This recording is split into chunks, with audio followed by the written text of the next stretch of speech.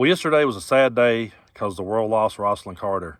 And I have to be honest with you guys, I was a little bit surprised because we've all sort of been preparing for Jimmy Carter after he entered into hospice. That's what's kind of been on my mind, and I was kind of bracing for that news. And then to hear about the passing of Rosalynn Carter was just extremely sad because she was the first lady when I was born.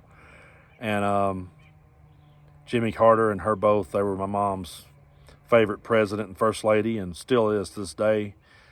Rosalynn Carter had class, and she served with honor and dignity, and she was a true representation of her faith and who she was. Now, I'm not a Christian, I'm not a believer, and I don't claim to be. But if I was going to be, if I decided to go that route in life, then Rosalynn Carter and Jimmy Carter are two people who I would look to as my examples as to how I should live that kind of life. My dad used to tell me that, if you're going to be whatever it is you're going to be in this world, surround yourself by the best of those people and draw influence from the best of those people. So if you want to be a songwriter, listen to the best songwriters and hang around with people who are good at it. And that goes for anything, any walk of life you want to be in this world. I feel that, whatever it is you want to be in this world, then you need to draw inspiration from the best, and you need to surround yourself with the best, and that'll rub off on you, And so Rosalynn Carter did so much for this country and so much for mental health. And both the Carters, they did so much after they left office, and they didn't have to. That's the thing. Jimmy Carter didn't take the route of pouting and making it all about him and claiming the election was rigged and being a brat. He said, okay, fine, and he rolled up his sleeves and continued to work for the American people. And I think that's so admirable.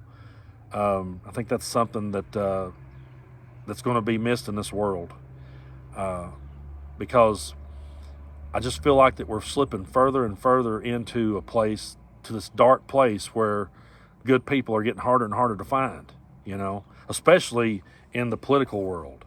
I know all sorts of good people personally. I mean, there's all kinds of good people that we meet every day and see every day. But in the political realm, on the political stage, in the political theater, it's very hard to find decent, honest people. And I believe it was Waylon Jennings in his autobiography that said he felt like Jimmy Carter was just too honest of a man to be the president. And that's a shame that a statement like that is even true. It should be the other way around. It should be, well, this person was so dishonest that they couldn't be president. But instead, we tend to embrace the most dishonest of people, and we tend to, ignore or poke fun at the most honest of people. But it's a sad day because we lost a good one. We really did. And my heart goes out to Jimmy Carter.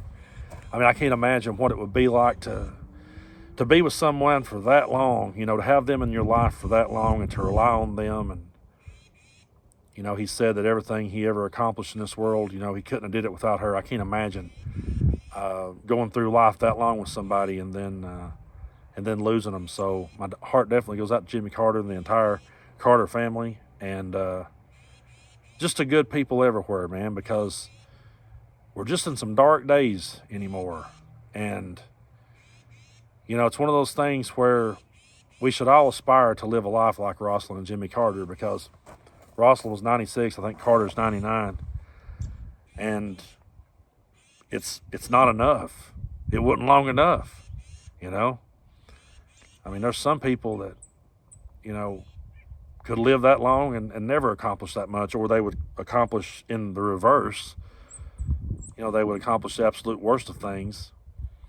But Rosalynn lived a good, long life, and while she was here, she tried to leave the world better than she found it. And that's so admirable. And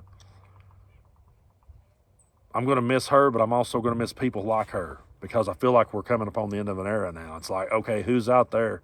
Once the Carters are gone, in the political realm, on the world stage, aside from the Obamas, I mean, where is the decency that even comes close to Rosalynn and Jimmy Carter? So I appreciate everything she ever done for mental health and everything she ever done for this country.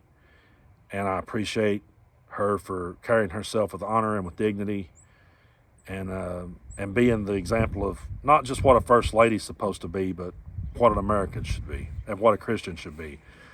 And like I said, if I was going to go that route, then that's the blueprint that I would choose to go by.